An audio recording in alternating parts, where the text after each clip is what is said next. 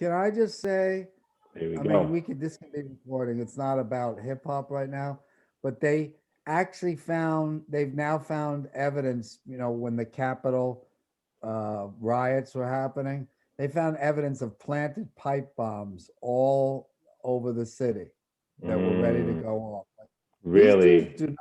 do not play. It's like Mm. scary. Who put those bombs there, Planted Lou? pipe. That's the question. Who put those bombs there? All right. Well, now we're gonna That's get deeper, into the darker. whole thing. That's deeper, darker, right? Yeah. Good to see everybody. This is a continuation of Let's Talk About Races and Hip Hop as a Catalyst.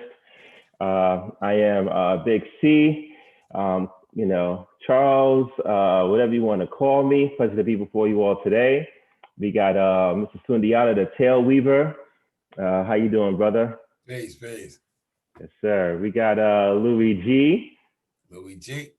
place to The be. old head. Former B-boy.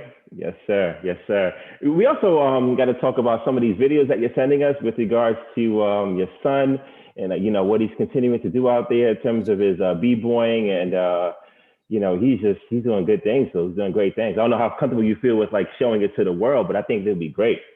Yeah. I could. What did you think of the stuff you saw, Sundiata? I haven't seen it all, Lou. I ain't even gonna lie to All you. right. Well, take a Mm. look. I'm saying, well, Take a yeah. look. How you feel about showing it tonight? Um, Charles, you could probably pull it up, right? I wouldn't know how to do it and That's what I'm keep it on saying. Could definitely do it. I could the definitely do pod. that. I could definitely do I that. don't know how to do that. Let me jump right into it. Let me jump right Okay. into it. It's funny. I wish folks were privy, perhaps not, in terms of the conversation we had prior to the show. Oh man, Why, very why don't enlightening. you why don't you give him a little recap? What was happening? Yeah, I guess some of the things we were building on, in terms of, I guess we jump in topics, in terms of women, right? In regards to what happened to our female MCs, because growing up, obviously, we had Ladies First with Queen Latifah, we had Moni Love, we had Bahamadia, we had, and even a little bit further, but beyond, we had Lauryn Hill. We just had top-notch female MCs, and Yeah. the messaging was just on point as well. And there was a respect factor. Moni Love, just going back as well in terms of even the portrayal that men provided for their female counterparts, and of course for women in general. Tupac making songs, "Dear Mama," and Brenda's Got a Baby was, shown a light in terms of what's happening in the hood. But now it's just no disrespect to Cardi B. I can't knock her hustle, but it's just what kind of message is she really portraying for young females of color? And real quickly with regards to Cardi B, I don't know if you guys saw the clip. Cardi B was home and one of her songs was playing in the house, and I guess her daughter walked in. And I don't know, I think Sunday had laughed. I think you might have saw it, and she turned off that song super quick, and someone said, I guess she was on whatever social media. Well, why'd you turn up the song? She said, well, I don't want my daughter hearing that. So I'm just like, whoa, you don't want your daughter hearing that, but you still putting it out there for the masses to digest, right? So it just makes you think like, wow. I guess this even goes back to our, conversation last week in terms of the responsibilities that artists have in reference to their craft. Where is that responsibility? Do they have a responsibility? Should they have a responsibility? Sundiata, as an artist, you could probably speak to that better than anyone, man.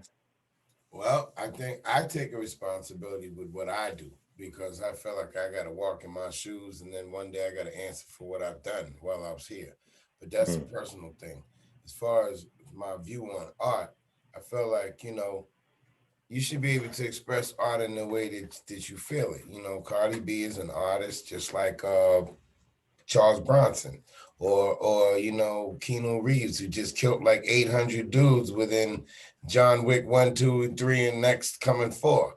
See what mm, I'm saying? So it's like what I want to see what I want my child to see somebody take a book and break somebody's throat, or take a gun and bust them through the face. mm, Or do I want to see a woman who's kind of dancing a little suggestive and talking some nastiness? mm, These things are for adults, and it's all art. You see what I'm saying? You mm, might enjoy the John Wick series, but I might not want my kid watching John Wick. But as my child becomes an adult, which my child is an adult, we've watched John Wick together. You see what I'm saying? So it's like, I don't know, it's a hard thing to call. I do feel like, going back to last week, when you look like us, you do have a larger picture to look at. You know what I mean?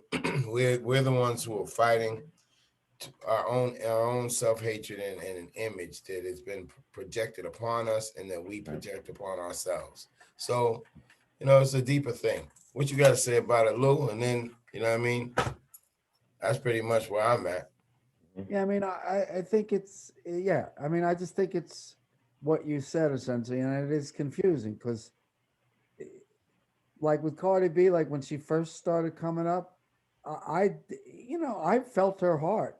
I really did. I felt like there was flow, and she was saying important shit. Like even though it was about sex, and maybe we don't want Charles's son Charlie to be listening to it, it was coming real, right? Like, um, and now it just feels like it's promotional. It doesn't.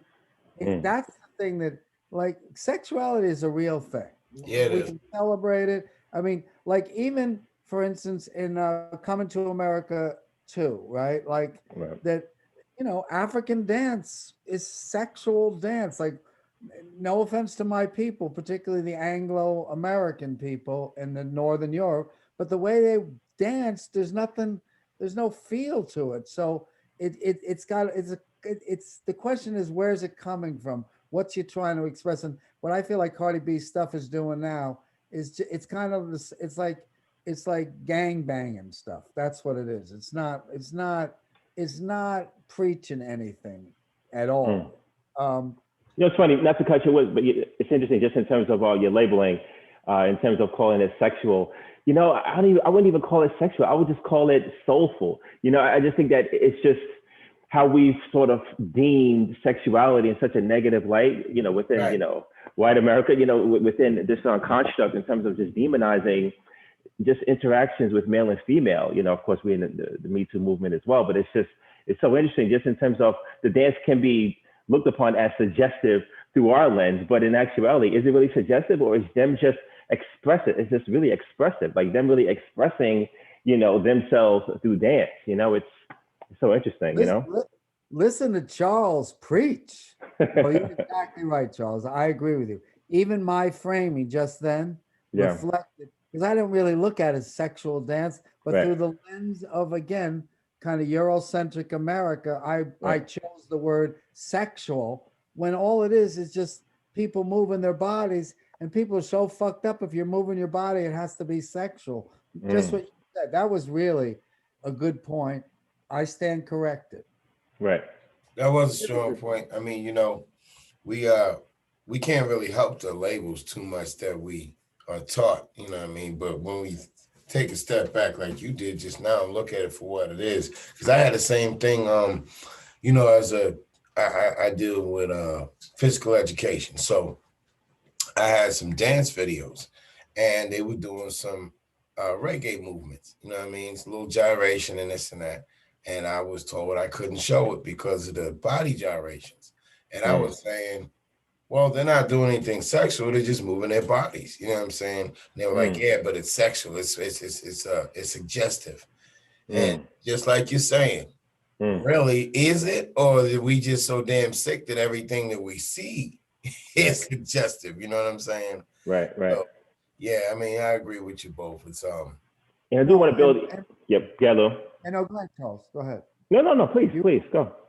No, I was just gonna say then, like Sundiata, what you just said is exact. Like Charles built the point. You built it in real life. Like, you know, doing, you know, reggae style dancing is too suggestive for who?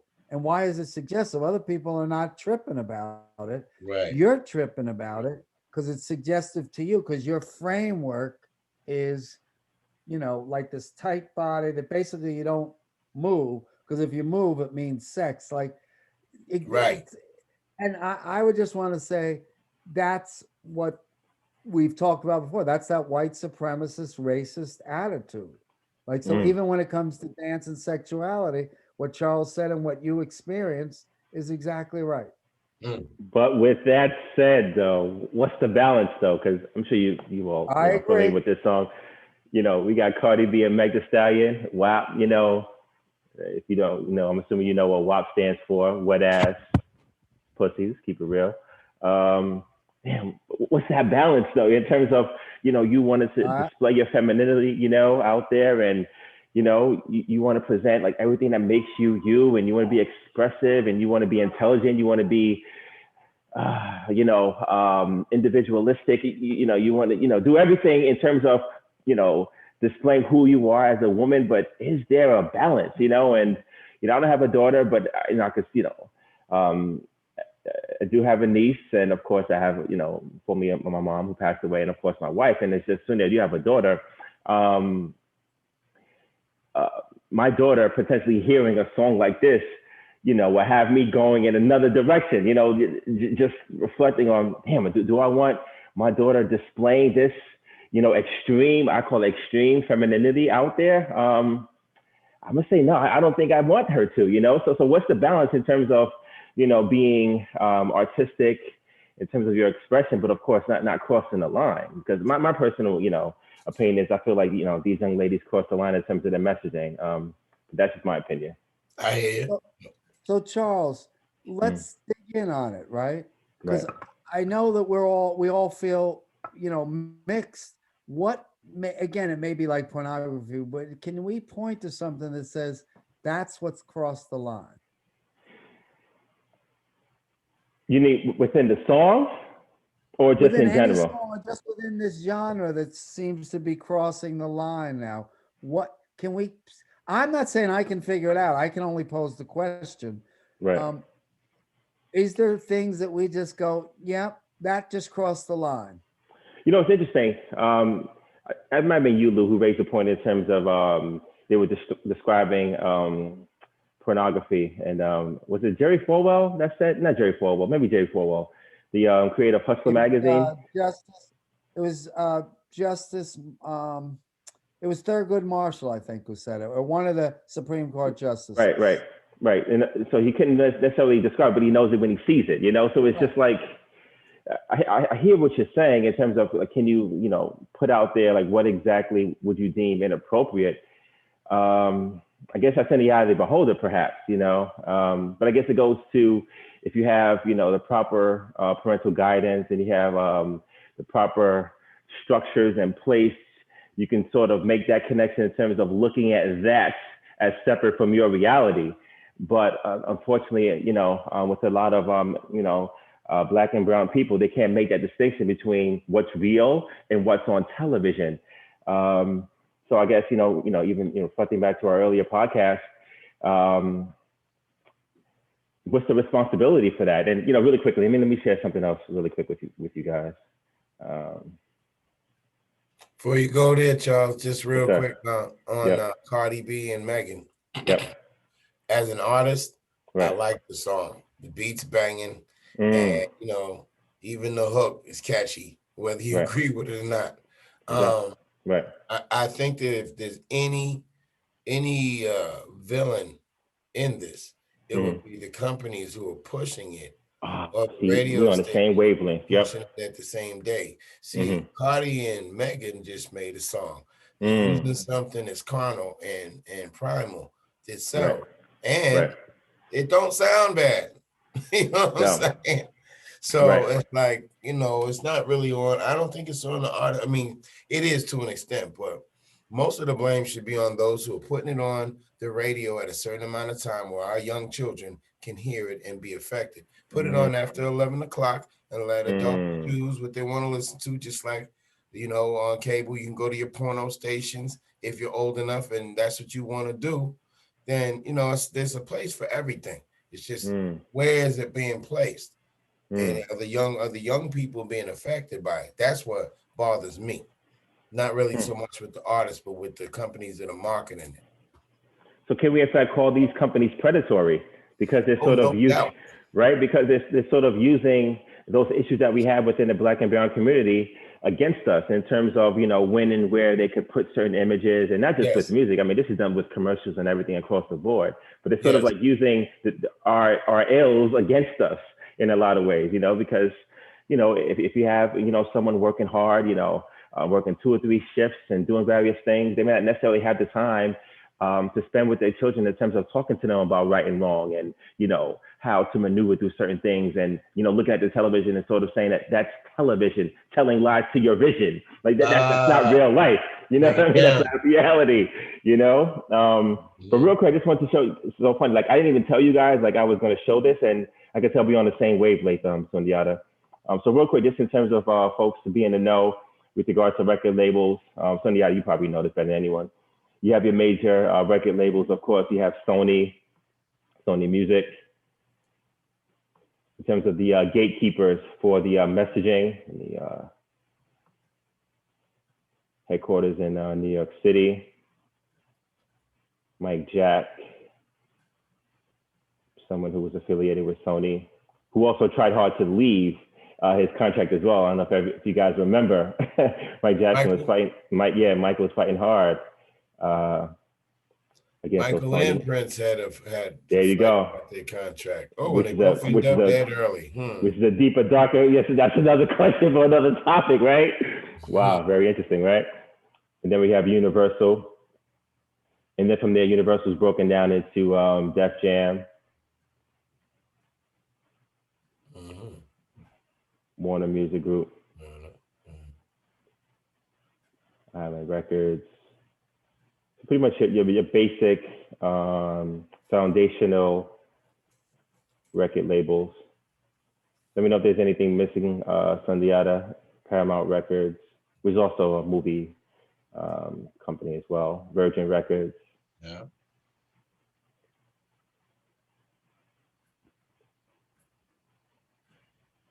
Didn't know about Red Hill. Atlantic Records. Right. Def Jam, of course, which is a subsidiary of Universal. And then we have many others. But then from there, I just wanted to show a quick, in terms of media assets, in reference to, well, who owns these companies? And I guess to our earlier point, they're owned by, for the most part, white folks, you know, who pretty much have a monopoly in terms of the media corporations which are owned under individual subsidiaries. So we have Time Warner, and we have, and the CEO is Jeff Bewkes, part of my pronunciation. And all under Time Warner, we have all of these conglomerate organizations, HBO, CNN, TBS, TNT, Warner Brothers.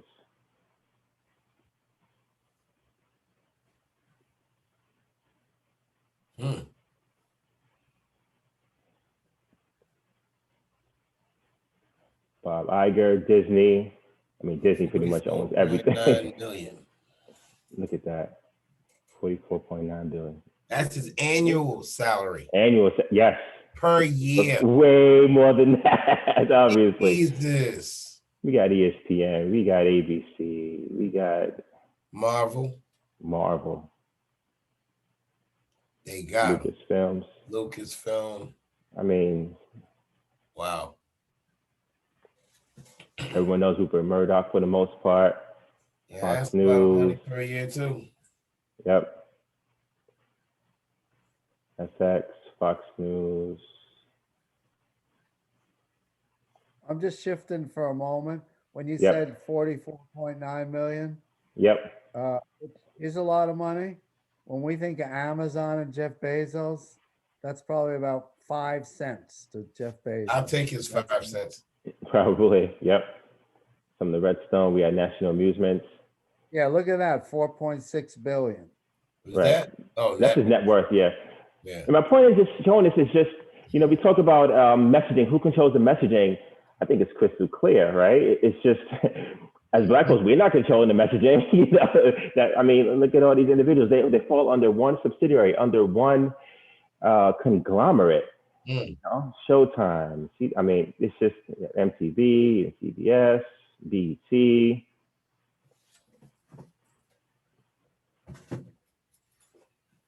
We have Comcast.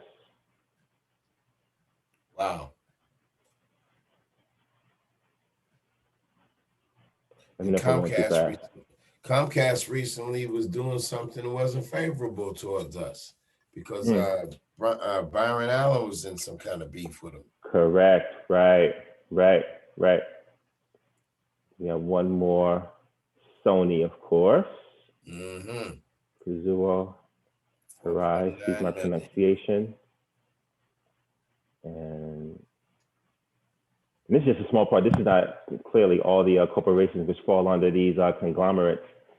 So I guess my point in saying that is, in terms of the messaging that's put out there in reference to artists, it's clear that we don't own that narrative. So I guess, you know, even going back to my question in terms of what percentage do I hold in terms of the influence that music and the media have over individuals, I guess it's probably 100%. Because if we're not controlling the narrative and all the images and all the messaging is occurring from all of these, well, not even all these, a few sets of individuals who control the narrative, what's our voice? So pretty much what's putting out there isn't coming from us. Right. So what can we say as, you know, individuals, like-minded individuals, in terms of even articulating like what should be the proper message, or how can we put the proper message out there if the message which is currently, you know, which our babies and our young people are, not even young people, adults are feeding into, is coming from certain individuals. So do we even have free thought in this country, in this world, if you look at it that way? I'm just rambling a little bit, but it really hits home for me in terms of just the lack of, you know, Black faces, of course, on that list, and, you know, similar lists, you know, the lack of Black individuals who represent, you know, billionaires, or, and it's not even just a matter of the money, but it's a matter of the influence and the power, or lack thereof. It's a lot. It's a lot. It is. You know, I just kind of see it as a hard reality of where we are and where we've been since me and you've been on the planet. Lew too. Right. You know what I'm saying? So right. Pretty much we're just dealing with a reality that's here that we have the ability to change. That's all. You know what I mean? Everything changes. You know, energy doesn't stop, it just changes. So just like it's going this way, it has to go back the other way. I mean, yes, it is a kind of a conundrum when you're looking at all of these top companies, and at the top of them is the same guy. And we already knew that, though. You know what I mean? That's demand. That's who people talk about. That's demand. But what it is that, you know, some of it is our own responsibility, because we don't have to support a lot of these businesses. We don't have to take our money to Walmart instead of finding a local place. You know, there's certain choices we can make to make ourselves more powerful. And these are things that I think there's going to have to be a reckoning. But we are going to have to look at what are we doing wrong. You know what I'm saying? Can't always blame somebody else. Now, what people are doing is real, right? Exploitation is real. Redlining is real. All that stuff is real. But there is a certain reality to what we could be doing for ourselves. If you start a business, there should be no way in the world that I go buy anything from anybody else except for you. You see what I'm saying? And this is how other people think. Right. You know, you have a whole bunch of Japanese, Chinese, whatever.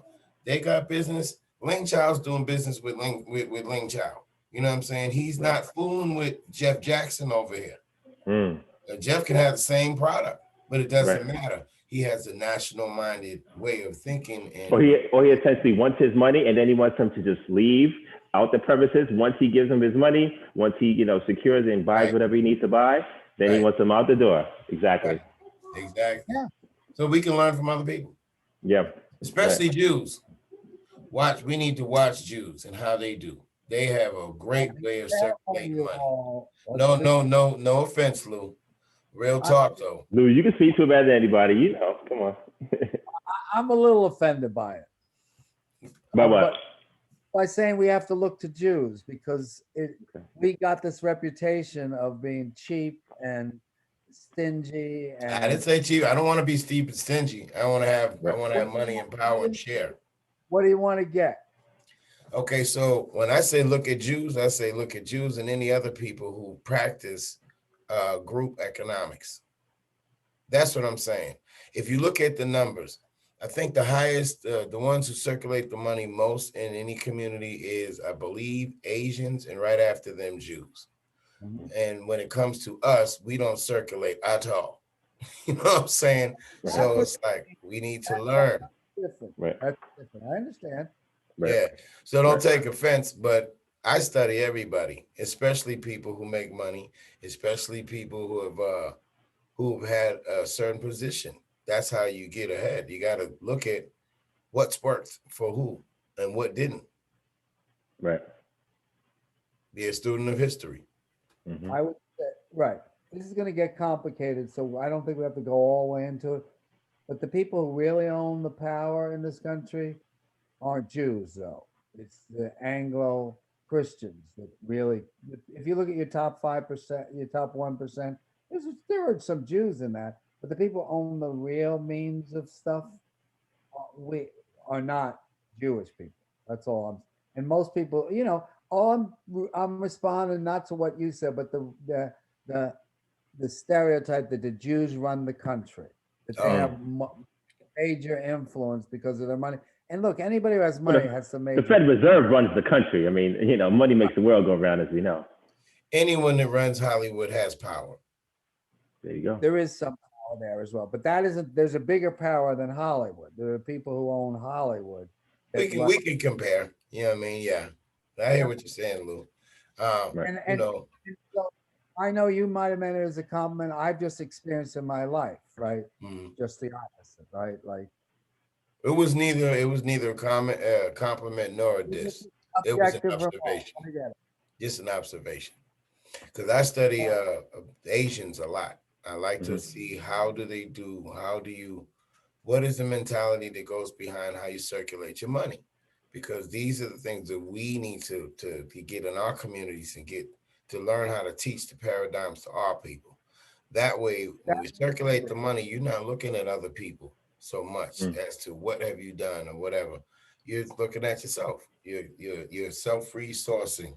You know what I mean? And I'm a Garveyite. I believe in that kind of Mm. thing. I believe Mm. in what Noble Drew Ali and them, Right. Malcolm X. They said, There we go. stand up on your own. Right. And I I know Lou would believes say, in them. Maybe you can show your tattoo one day, Lou. That'll be another show. yeah, That too. Oh man, I got he's that too. Lou's about You got that a life. Malcolm X tattoo? Lou's about that life, man. Oh, snap. All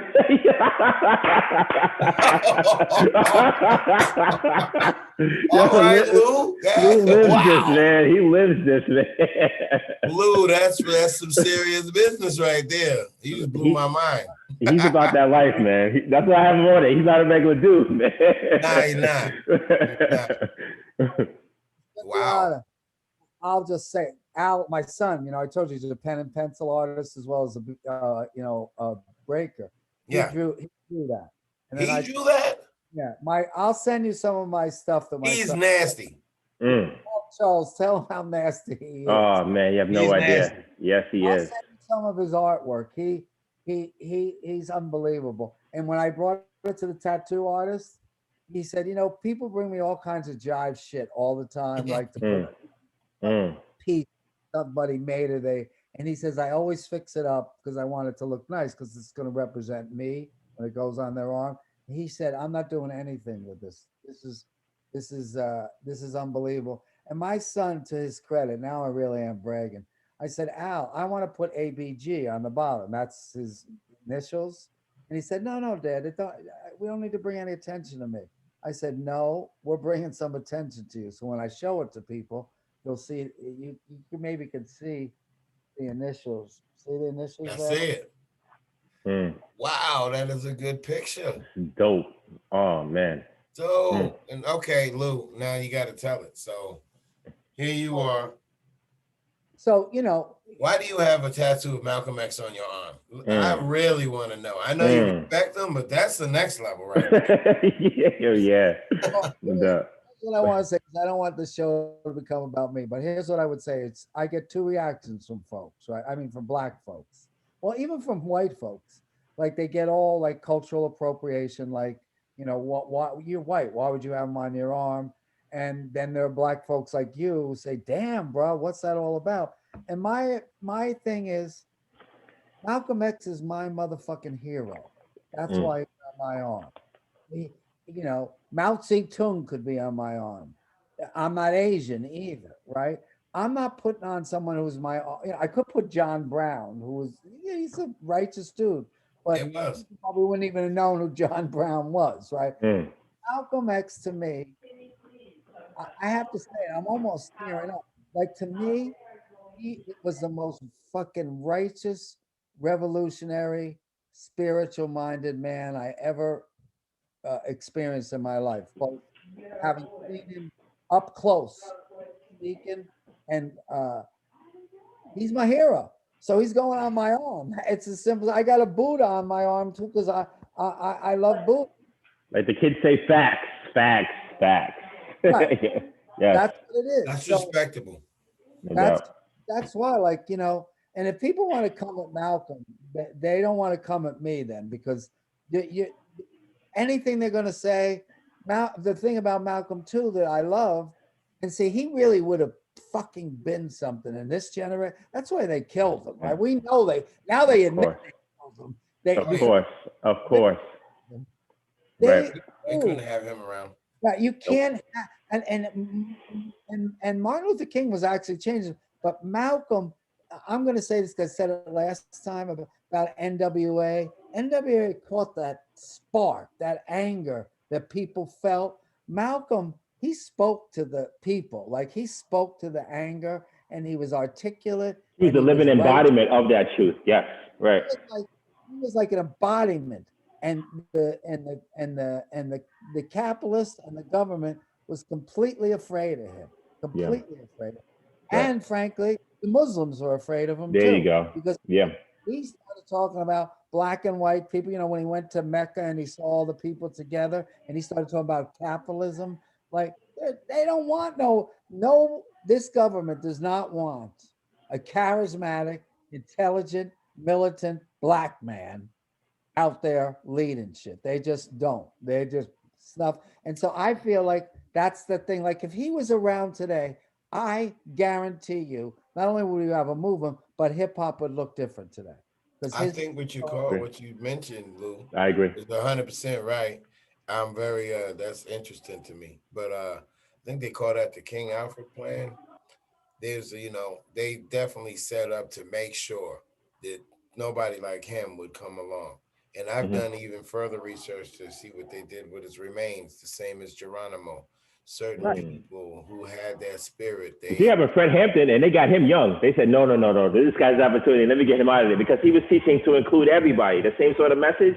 They got him out of here quick, fast as well. Yeah. Right, and he was only 21. He joined the Panthers when he was 16. And that's see, to me, that's that other thing, right? About we're branching out here, but to me, Malcolm, Fred Hampton, Bobby Seale, Huey P. Newton actually had his doctorate. If you didn't know, Huey P. Newton had his doctorate. But these other brothers, you did not have to go and get a. Malcolm has got his in jail, though. He got his doctorate in jail. All I'm saying is, Freddie Hampton, Malcolm, they were well educated, articulate, thoughtful black men who would not be abused by the system. And they also broke the image that black people aren't smart or can't, all that. They just broke everything. Freddie Hampton was unbelievable. And I have stories about the stuff we did, but that's another show. So the essence of what I'm sort of, I was leading into, and you articulated it well, Lou, is there something diabolical in terms of the messaging which is portrayed in music in reference to keeping black folks on a certain frequency to not reach that highest level, of that love frequency and projecting that to the masses? I mean, look at even Bob Marley all he did was talk about love, and not saying they killed him, I don't know, but I mean, it's just, Sundiata, right? So it's just everyone of note that, that talks that talk in terms of that message of love and about inclusion and about pulling your resources together are threats. And if you notice now, you know, is that message of becoming an entrepreneur, is that message portrayed in hip hop? It is, you know, indirectly, you know, Jay-Z says it here and there. It's projected in who he is in terms of, you know, his movements. But it's not really the essence, what I see right now in terms of what hip hop is.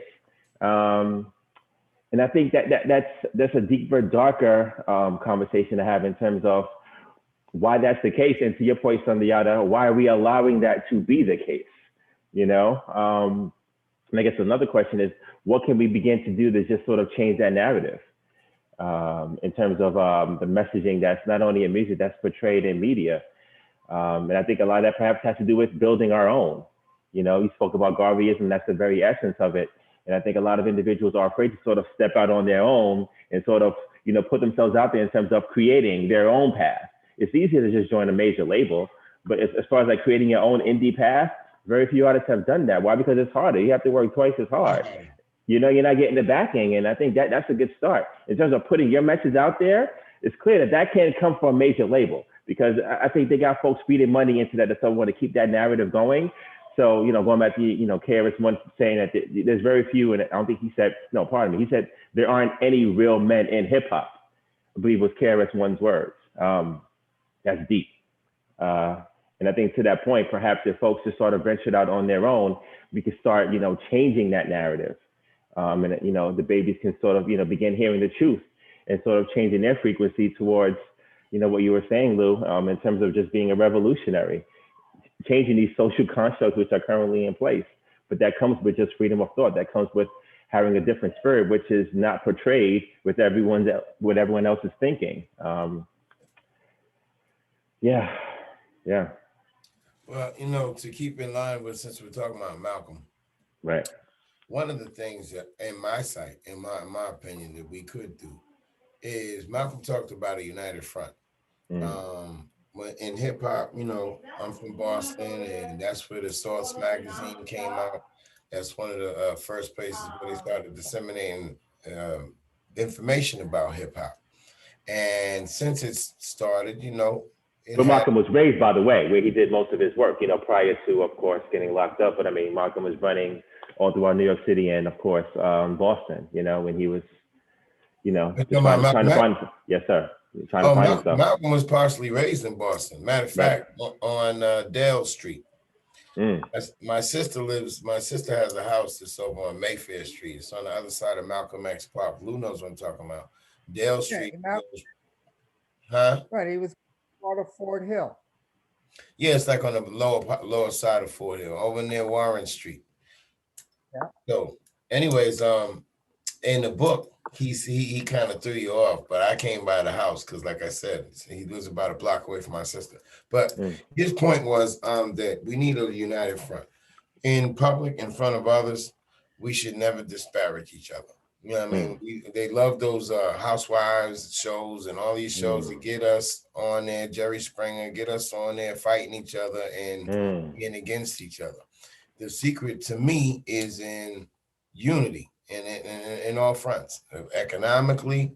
You know, if it came to it, well, however, we have to be together on things. So we can't be in the public like. That's why you'll never hear me say anything bad about a hip hop artist publicly. Why? Not that I like them all. I don't.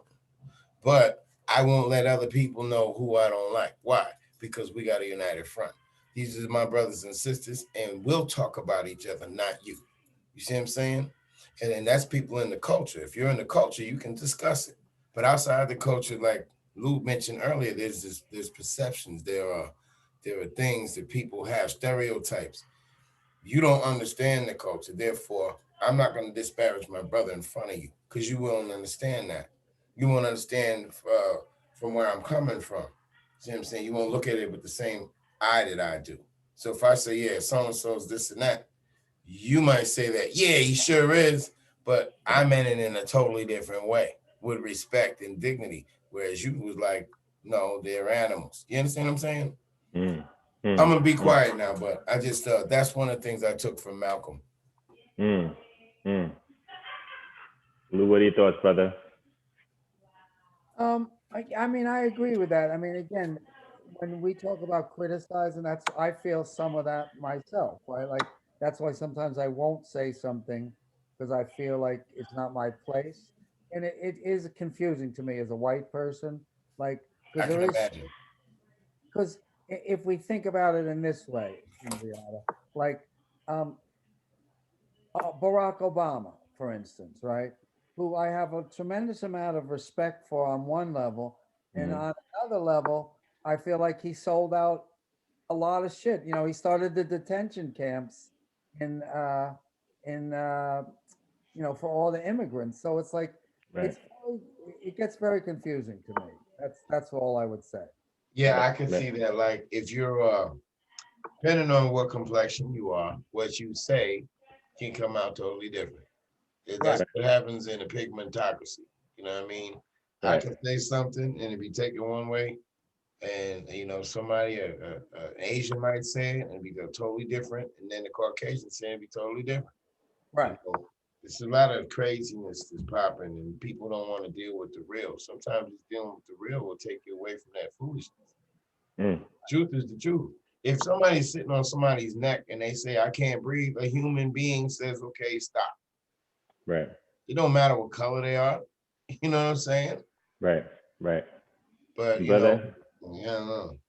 you said truth, and building on that point, um, where are songs like this now? Just reflecting on fight the Good power, point. and just building on another question I want to pose to you guys in terms of the most influential song. And to me, this is the most influential song ever created. You could say hip hop or across any genre. For me, particularly with hip hop, if our focus is there, everything that this song sort of embodies, it embodies that spirit of Malcolm X and all of our freedom fighters from beginning to currently, and which are going to come about in the future. I think this is the true essence of that. This is the essence why hip hop, I believe hip hop was created. We just don't have more of this, and even as a youngster, I believe the song came out, correct me if I'm wrong, 90, was it 90 or 91? 1990, the number. Get down, Dig, another exactly, summer. exactly, right. So, you Sound of the know, funky drummer. right, right. I was 10 going on 11. So, what does a 10-year-old have in terms of consciousness? But I think it sort of sparked in me, well, fight the power, fight what power? I was beginning to just gain that perspective. And I think that's the power of, I think, what music provides. It's just, it may not necessarily give you all the answers, but it just brings you awareness. It opens up your consciousness in terms of the messaging that I think particularly Black folks need to hear. And for whatever reason, this type of messaging is not prevalent anymore. But to me, this is the very essence of why hip hop was created. Let me play a little bit. Wait a minute, wait, Charles. After Yes, that sir. kind of introduction, Right. who you got to tell who did the song. A lot of people don't know who this is. You should tell them who it is and play a piece of it for them since we talking about it. Oh my God, this is come on, this is Public Enemy. How can we not know Public Enemy? Chuck Public, D, right? public, public enemy. Yes, sir. Yes, sir. We got Chuck D, a revolutionary who just, he didn't necessarily call himself an MC, but he, put a mic in his hand and he put that. Too. Oh yeah, oh yeah. Mm, mm. Chuck Do you guys talks have about any? it. Guys on the other? Go ahead. I said Chuck talks about it.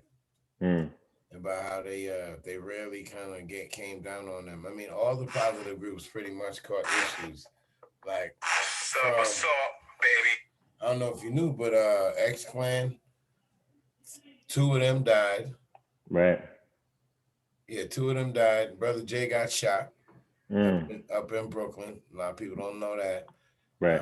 I don't know if it was some street noise or if it was something deeper, but a lot of these groups, they're not. I don't know. When you use that R word, it's funny. You use that and you think about what that is. I'm a linguist, so when you say Chuck was a revolutionary, right? Sir. I'm big on. I watch what I say, but I'm careful about the words that I choose. Like revolution goes like this, and you come back to the same spot. Mm, Evolution, you're moving on. there you go. You know what I mean? I don't want to go back to where we once were. Time to And move it's to sad that folks, it. the same messaging, even from the civil rights movement, we're still talking about it now. It's just Right. all these years, The having same gone by. It's the shit. same messaging. Yeah. Right. You We're know what still I mean? marching. We're still marching. We still have the same issues. And that's a very good point. That's a very See, good that point. was 1980. That was 1980. No, I was 89. That wasn't 90. 1989, the Yeah, number. another Right. sucker. Yeah. So Yep. in 89, we were talking about police brutality. In Right. 65, we were talking about police brutality. In 44, we were talking about police brutality. In the 20s, we were talking about Tulsa. Before, I mean, it just keeps going and going and going. And we don't want to keep doing that. It's time for us to get to a point where that is a piece of history that we are now working through because we're out of it. Not because we still got the knife in us. You know what I mean? Malcolm said we never took the knife out. So how, if you haven't taken the knife out, how can you heal what's happened? And with the healing, it is where what you're dealing with in the streets, us shooting each other, people mad at each other, all the disrespect and what we're seeing in hip hop, the lack of hope, or some young people they just don't have any respect for the past because they don't understand why they should. You know what I'm Do saying? you guys have any like most influential songs to you? The song that sort of stand out for you guys in terms of the influence that it has. I'm gonna sit back and let y'all talk. I gotta hear this. Matter of fact, go ahead.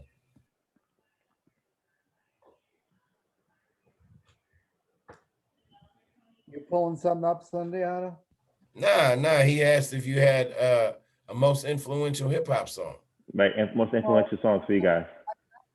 The most influential, man, that's really hard because I have to say, you know, Public Enemy stands out to me the most in terms of capturing all. And what I was looking for was the songs that stood out. Like, oh, I like the whole bit, but Welcome to the Terror Dome was just powerful.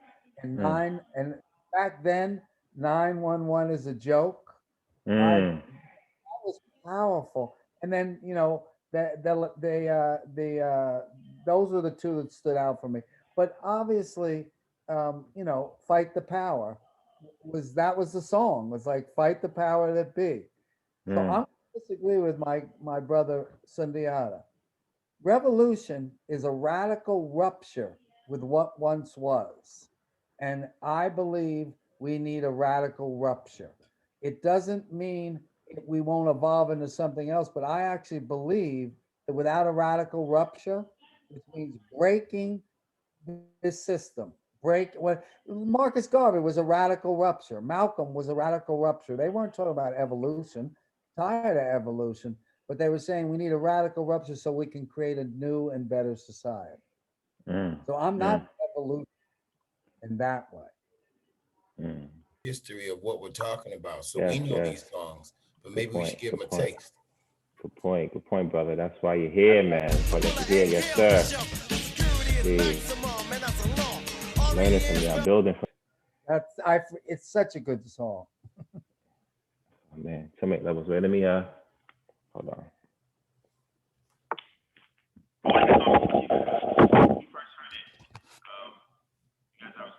They helped put California on the map because there were definitely some cats up on them who made new. Ice T being the first. Right. I think he's the OG of LA. Yes. Even though he's from Jersey originally. Man. So good. Oh, man. Woo! What are your thoughts, brother? I'm just smiling. Too good. It's too good. Oh, man. And from what I remember, I was, what I gathered from the time, there were a lot of Black folks who were also angry with this song as well. It wasn't just white folks angry, right? I think they had like different marches and like folks like burning the CDs and like folks like stomping on it as well. So, oh man, they hit a nerve. Definitely, man. They definitely hit a nerve. Well, see, they had like a multifaceted appeal to everybody. They were representing something that was real. But then they had the people in LA who had a different take on certain things. They brought to the forefront a lot of things that some hip hoppers didn't want put out there. You know what I'm saying? Like, for instance, they ain't the first people to do gangster hip hop. I think a lot of times they get blamed for bringing gangsterism into hip hop, and in the same breath, they get the credit for being the first gangsters of hip hop, which is far from the truth. Right. You know what I mean? By many years. They didn't come out until what, 80? I think they put out their first song on either 86 or 87. Right. Dope Man came out 87 or something like that. Yep. Right. But I believe so. Just Ice and Schoolie D had come out in 85, 80, 85. Mm-hmm. Both Schoolie might even been as early as 84, and they were talking gangster stuff. Now, who wants to be the first gangster, whatever, but facts are facts. So then I think they got a bad rap because the things that they were talking about, a lot of black folks was upset because they were saying, well, these things are what's affecting our community. Mm. You know, these are the plagues of our community. We shouldn't be glorifying them. And NWA was saying, well, we're not glorifying them. We're like reporters. We're showing you what's out there, and you know it's true. So that's why a lot of people liked them, and then some people didn't like them. You know what I mean? I gave them respect because they had some good production. Dre's production was like next level as far as sonically. Right. He studied from the Rock Cat. He Right. took a little bit of he raised the levels. A lot of hip hop was recorded low in the early days, and when Dre came along, especially with the second album, Mm. they sounded like rock music, like nice and loud and clear. Right. I give them. They got some technical props there. To me, the most one of the most influential songs for me was the song "Poetry," Mm. because I felt like hip hop sort of needed a little bit of definition at the time. You know, we were rapping. A lot of people don't even know what rap meant, rhythm and poetry. So Right. when BDP dropped poetry, it sort of broke down what was hip hop, what it was really for, and what it should be used for. Mm. Poetry is the language of imagination. Poetry is a form of positive creation. You know what I'm saying? He was defining what this thing was that we were doing. And he Mm. was talking about also, he wasn't talking about he was saying how certain people were using it for violence. We're not not in that same song, but in that album, we're not promoting violence, we're just having some fun, you Mm. know. Mm. So I think that's what, to me, that's the most important thing about hip hop, because it's supposed to be a saving force, not a destructive force. Let me play a little bit of that poetry. Let me see if I find it. Let's see. You know what song I'm talking about?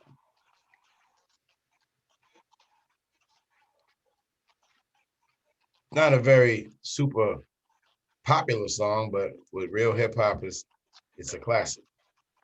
Have you heard it?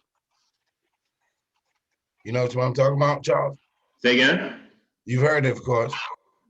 Yeah, it's been a long time though. I'm familiar with the song, but yeah, I mean, give me the wisdom. It's been a long time since I heard this song. Well, you could pull it up. It's on YouTube. Right. BDP Poetry. Now, is it a video or the actual? They just have the song. Yeah. They didn't have a video for Poetry. Right. Okay. See, back then they didn't have videos. Matter of fact, what was the first rap video? Was it It was Rock Box. No, was it with those? Was it me, my crew, and I should know this. No, you talking about Sugar Hill Gang? No. No, that wasn't the first. There was one before that. No, that was this. They didn't have an actual video. First music video was Run DMC's Rock Box. Okay. That's the first one that was an actual video. Okay. Did they make a video for that Sugar Hill Gang song? I think they did a performance. You know what I mean? But it wasn't really. Yeah. It wasn't a video. Yeah. Let me play a little bit of it. I got you. Okay, thank you. Yes, sir. I think young people should listen to this song because it also shows how older hip hop was made. They sampled James Brown. Can you guys hear that song, by the way? Can you guys hear it when I was playing it? Yeah. Yeah. Okay. Yeah, I'm sorry. Go ahead, Sunny. I'm my fault. No, I was just saying that how hip hop was made, how they resurrected a lot of the older sounds. They went to James Brown. Right. They pieced things together. and Right.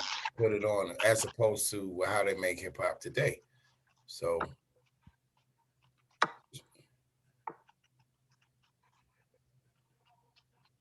found it. Yeah. Yep.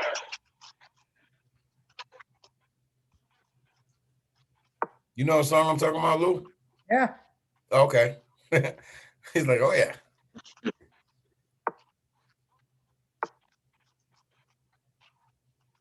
There's one drummer I work with. His name is K Sledge. I call him Sledgehammer.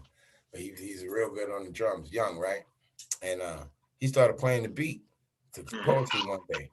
And I was listening to it. I was like, oh yeah, the old poetry beat. He was like, what? I was like, the poetry beat. He was like, what's that? I was like, poetry by BDP. He was like, who's that? Wow. I said, what? You don't know who they are? Wow. I knew he was rocking it though. just like the song. Hold on, I got another one from just be going from that. Let's see. Any other songs stand out from y'all? Let me see. There's a. Were you just playing it? Because we didn't hear anything. Oh, you guys didn't hear it? No, we heard the Straight Outta Compton. Oh, you guys didn't hear the song when I was playing it? No. Oh man, we got to work. My fault. Did you hit share and then? Yeah. Oh man, my fault. Let me. We were just sitting here. Oh. There we go. Oh, all the song that you guys are about to. If you go back a little bit, that's where he breaks down. Of course. Wishing for beats with plenty bass. Listen closely. He's telling you exactly what hip hop is. He's giving it to you. He's giving it to you. He's defining it. Yeah, KRS One, the teacher. He's giving it to you. He's giving you those jewels, man. He's giving it to you. Oh, I gotta play a little more. Yeah, see, that's why that's one of the best songs in hip hop to me. It's a definition. It's like the Coochie Chocolate of hip hop to define what it is. You know what I'm saying? And show you how to do it. Yes, sir. Lou, give me a song. Lou, give me a song. Real quick. I know you got. Give me something that resonates with you, brother. It resonates with me. Let me know. Well, I have to say it. Real quick, I didn't give it justice. I wasn't where you guys weren't able to hear the song. Hold on. Excuse me. Hold on, guys. Yeah, we getting in the zone now. I was like, I know we're doing a podcast. Bump that, man. This is hip hop, man. Bump the podcast. I can get less about a damn podcast, man. We vibing now, man. Vibing, kid.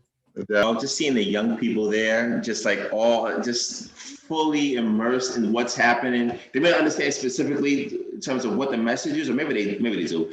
But just to see kids there is just, oh man. They're getting knowledge even without them knowing it. They just get it. It's just through osmosis. It's just fusing. It's just getting into their pores without them even knowing it, which I think is the essence of what hip hop could be and what it was, what has a chance to be, hopefully, at some point. I have to know, but if you're going to play another one that I think is a breakthrough song is Queen Latifah, UNITY, like in the way she's talking about. I like that too. Facts. And step to her. She was saying being a woman doesn't mean acting demure or all stately or whatever. Like, step to her and see what happens. Like, I thought that was a very powerful New Jersey, baby. That's Lew, baby. I have to go. Great Queen Latifah's wisdom.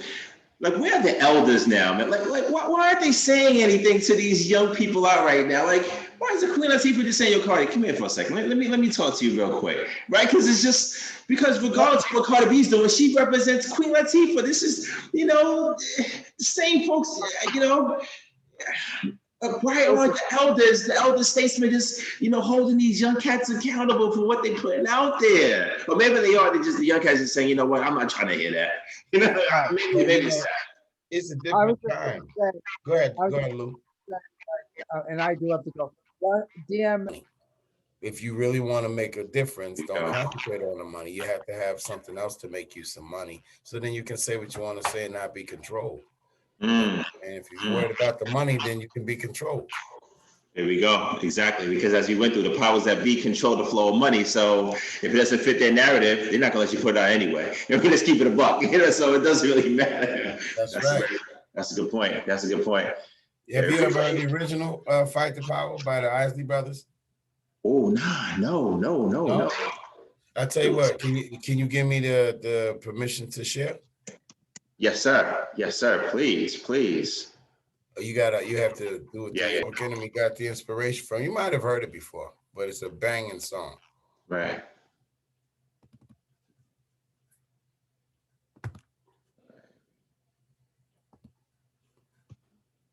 You know how to do it? You good, brother. You should be able to do it now. All right, bet. Share, boom, bip. Sure.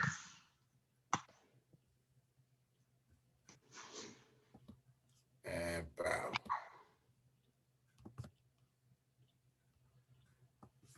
Mm.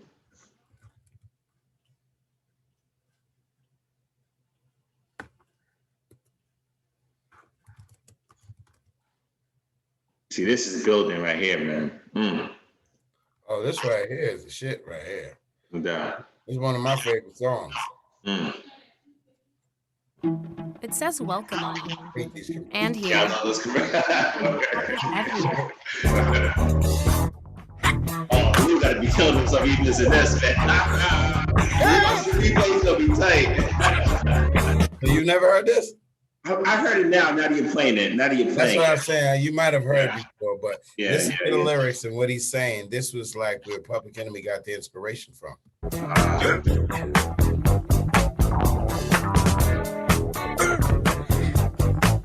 So say the circle of life. See how everything comes full circle. See?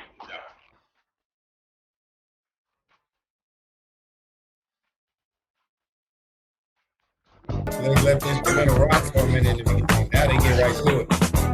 Let me get to the talk.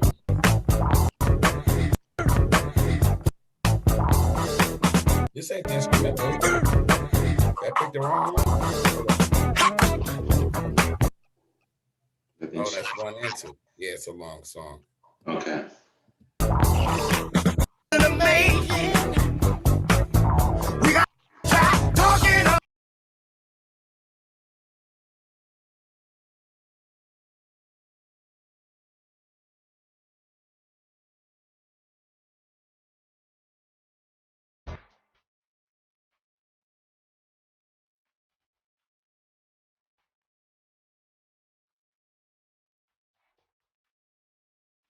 Here we go.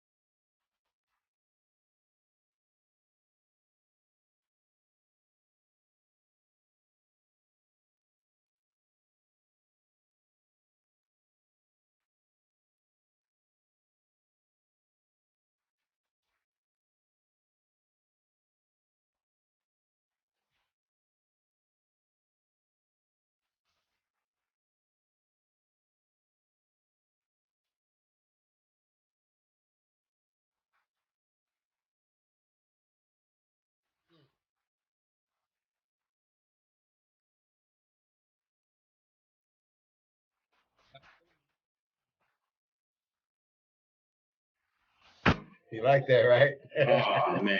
One day we got to talk about the frequency of music, like the actual frequency and it being changed. I think Prince delved into it in terms of like them changing the actual frequency to sort of promote a certain agenda in terms of violence and certain things.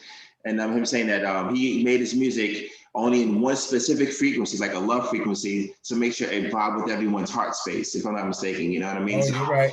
Music is They different. changed it to they changed 432. Is it 432? yeah 432, and it's Yeah. supposed to be Yeah. at something's supposed to be at 440 or something like that. Yeah, so they made it to 440, right? Because obviously, what's his name? What's his name? Not Tesla. Nikola Tesla talking about the importance of 3, 6, and 9. So the essence of like numbers adding up to these specific, so numerical values providing, the God frequency or the love frequency. You know what I mean? So anything that you get from those numbers, you got a different agenda that you're putting out there. You're building on some things now, T. Yeah, man. Those people who know stuff, who are up there, they study all that stuff. Yeah. Yeah. I've even looked, like Gregorian chants are supposed to be done at the right frequency. What I've even done in my music, I found that frequency and put it in. I've sampled that frequency in. But what happens is that when you record on these particular devices, they're all set for the same frequency. So it changes your things, you know what I'm saying? They know that, man, music and vibration, we're walking light, we're living light, and which is also sound. The sound is light in a different form.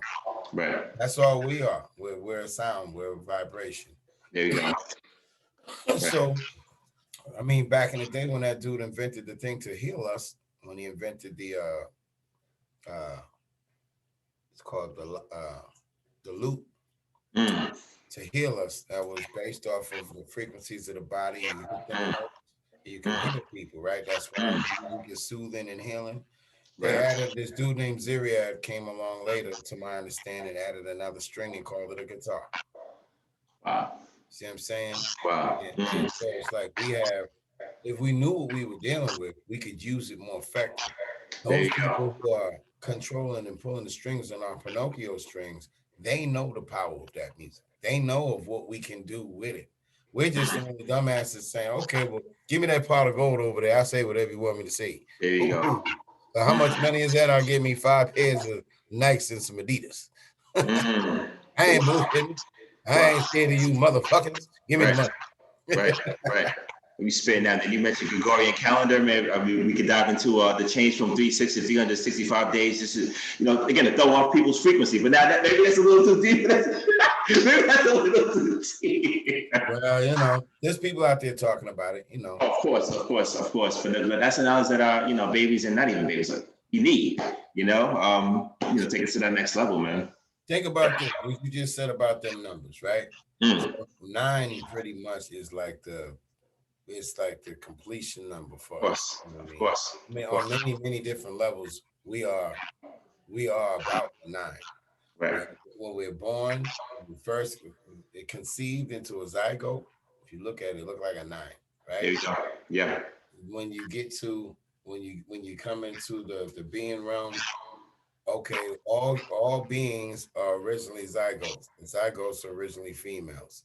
This process happens to take 6 weeks or whatever, and then we become males, right?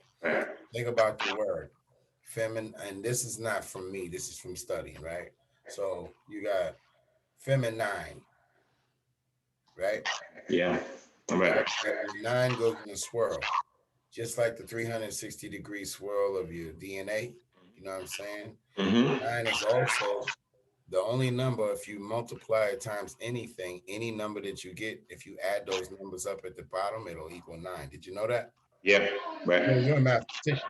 Yes, sir. Well, yeah, exactly. Fibonacci sequence, right. Think about why they would try to say that Pluto's not a planet now. Right. Why? Exactly, because it takes away that 9. Come on, it. Exactly. Yeah. Well, here's a deeper, darker secret. Maybe there's even more than 9. You know what I mean? But that's it. Right. Give me 1 second, Charles. One moment. Yeah, we got it.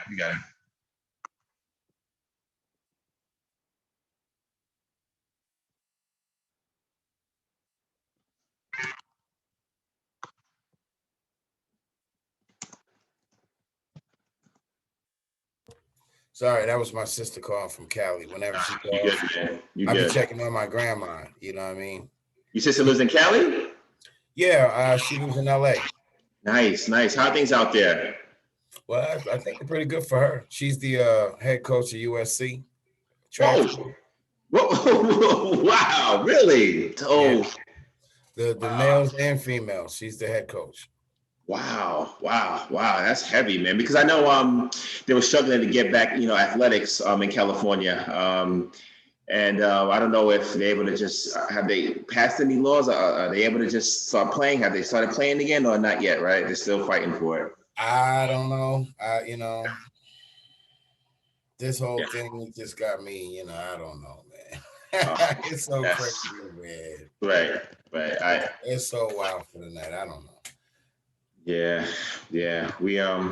Well, I guess we're building, man. Let me play since we're building another song that's sort of. Okay. Let me see.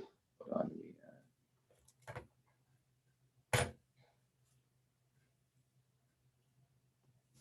Again, this song is perhaps the most socially conscious song, but to me, we're talking about just speaking from the heart.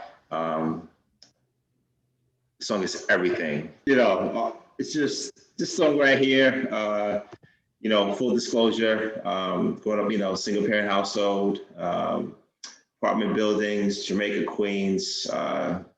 During that time, drugs was prevalent everywhere, like literally in the staircase, literally, having to leave to go outside of my building, people doing drugs and putting drugs inside of them, on the staircase. I mean, God forbid you took the elevators at the wrong time at night. It was just, this is my life. So pretty much this song sort of resonates with me on just a totally different level in terms of my life experience, and just what I strove to do. Lew mentioned in terms of, me always wanting to, make money and, I was pretty, always good with numbers and wanted to, do certain things, but, education sort of, brought me to it as opposed to the other way around in terms of my calling, in terms of working with kids and, in that respect. But this song right here, again, the message isn't necessarily on the same vein as, Fight the Power and the ones we spoke about, but just in terms of the impact and just the power with which these young men spoke about their life experience, which you mentioned earlier, to me, completely embodies what hip hop was, on so many levels. It just takes you back, just even hearing the song, man. It's, with Tim's and the leather coats and, the April Rexes and to see the Carhartt jeans. I mean, this is a hoodie song. And I mean, even it's probably colder. It was colder by you than it was even in New York. So you know what it is in terms of the attire, Yeah, I mean, that right there makes me homesick a little bit. Yeah. So this right. Yeah. We covered a lot today, man, and I think there's hope, but I think it has to come from individuality. I think it has to come from the space of just doing your own thing, man. Just going against the status quo, just being an entrepreneur. Because if you go the road less traveled, you're able to just project your voice as opposed to someone telling you what to put out there. And I do believe we have puppets. I think the artists, a lot of artists, not all, are puppets for a greater agenda. But to me, what you mentioned about KRS-One, he's nobody's puppet, clearly, because he took himself out of that, in terms of not wanting to just, be told what to put out there or the message that he, being forced to portray a certain message. He wasn't about that at all. That's clear because he took himself out of that arena, created his own arena, still remain relevant, He says what he wants to say. I don't know how much he's clocking off of that, but I can still listen to him. MF Doom, he did the independent thing real well, you know what I mean? But like Chris, he just dropped something recently that was hot. Have you seen it? I might have heard it. What's the name? Okay, I think the album's called Between the Protests, and he just dropped it. And he got a video called "Don't Fall for It." Breaking it all down in there, hot. To this day, it's like he still does it. That's why he's the king. He's he said he don't want to be the king. You know what I mean? He's the Don. You know what I mean? He's the teacher. He said because kings lose crowns, the teachers stay intelligent, talking big, the mic is still irrelevant, especially There we go. college material. Wake up every morning to your Lucky Charm cereal.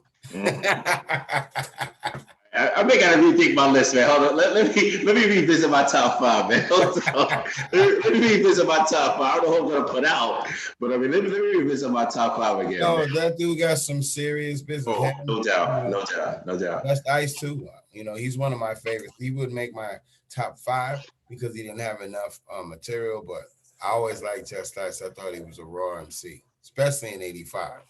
Although KRS-One was giving LL that smoke a couple of months ago, so I know we spoke, we built about that, you know. Yeah, oh man, and that battle would be insane, man. Yeah, you know, it's talking hard. He was talking hard too. Well, you know, I saw the interview with Chris. Yeah. I didn't really feel like he was trying to diss L. I felt like Chris always gonna talk that way. He said anybody that steps against him is gonna get crushed. He doesn't care who it is, and he's just honest about it. You know what I mean? Whether it be, he got a rhyme for everybody in everyone's top 10. Yeah, every year he writes a rhyme for everybody. Yeah, he said I'll take them all out. So it really wasn't. I don't think it was personal against L. I think that anybody would have said against him, Chris would have said he don't want none. You know what I mean? Now L is one of the illest battlers out there. No doubt. L can battle. Yeah, right. No doubt. I mean, so. Right. I wouldn't want to see the battle, honestly. I mean, there was a time when I wanted to see it. Yeah. At this point now, I wouldn't want to see either of them artists get any form of tarnish on them because they represent the best that there's been.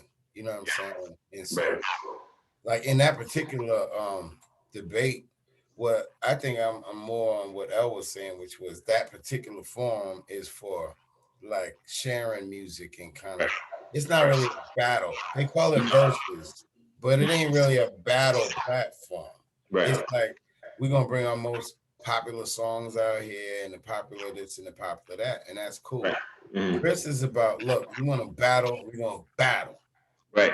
And I love the fact that Fat Joe had to explain it to him because he wasn't really. I love it. That's KRS when he got bigger and better things to worry about. There's some verses, you know. What I'm saying? that to me was like, okay, yeah, he's a teacher for real. This is wild for the night, man. You know, I don't always even agree with him, but he's just a powerful dude, and his rhymes are unmistakable. You know what I'm saying? Like I don't have too many people who've had as much knowledge mixed in with street knowledge, mixed in with, you know, metaphysical science, politics, stories. That's like he got the whole gambit, you know what I'm saying? Some people are real good at one thing or two. He can do it all. No doubt, without question. Nas can do that too. You know what I'm saying? I've noticed that Nas has that ability. He can, when he want to drop science, he can drop. When he wants to take it to the streets, he can do that. He can tell stories. He's a very innovative writer, you know what I'm saying?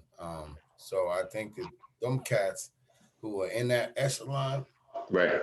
Although I love to see a good battle, but I'm just thinking more like we got to preserve them. You know, we don't want to see none of them come down because we don't have a whole lot of, I don't see a lot of Nas's and KRS's coming up. I'm sure they are, but I haven't seen them. So while we have them heroes, I want to put them up here. I don't want nobody to put them down, not even one of their own. You know, and it's like them days is over. I would have loved to see them battles back in the day. Oh man, absolutely. But listen, man, you mentioned Nas, so I can't leave out without playing. I can't go without playing. Man, this is dope. Man, good bill. Word up. Yes, sir. I don't have too much to say after that. That was right. Yes, sir. This is dope. Oh man. Well, listen, man. Much love, brother, and I just enjoyed building with you, man. This is dope, man. This is therapeutic for me. I know what it's for you. It's therapeutic for me, man. I'm enjoying it because, you know, I got a zillion things to do, but have a good conversation with some powerful cats on hip hop, I can't turn that down. Yes, sir. We're gonna build, man. Much love, brother. Talk to you later. Peace.